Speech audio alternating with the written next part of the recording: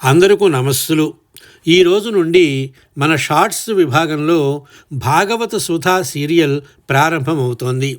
పవిత్రమైన భాగవత కథల నుండి ప్రతిరోజు ఒక చిన్న స్ఫూర్తిదాయకమైన ఘట్టాన్ని మీ ముందుకు తీసుకువస్తాను.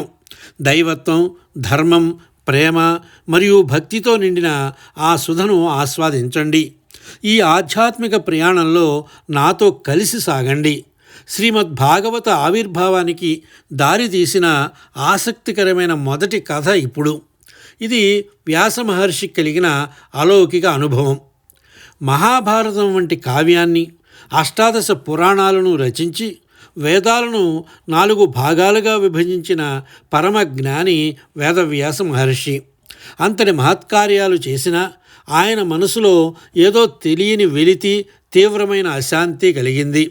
ఒకరోజు సరస్వతీ నదీ తీరాన కూర్చుని చింతిస్తున్నటువంటి వ్యాసుని వద్దకు దేవర్షి నారదుడు విచ్చేశాడు.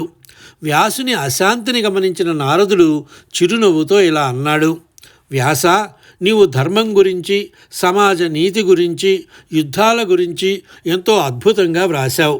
కానీ సాక్షాత్తు ఆ శ్రీకృష్ణ పరమాత్మ దివ్య లీలలను, ఆయన భక్తుల గొప్పతనాన్ని పరిపూర్ణంగా వర్ణించలేదు.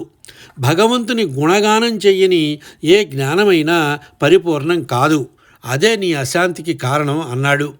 నారదుడి బోధనతో వ్యాసుడికి జ్ఞానోదయం కలిగింది. ఆయన ధ్యాన సమాధిలోకి వెళ్ళి తన యోగశక్తితో శ్రీకృష్ణుని లీలలు దర్శించాడు.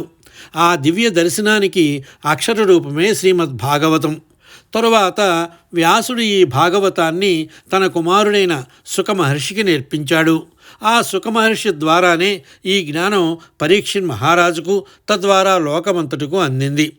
మనం ఎన్ని పనులు చేసినా, ఎంత సంపాదించినా భగవంతుని స్మరణ లేనిదే మనసుకు సంపూర్ణమైన శాంతి లభించదు.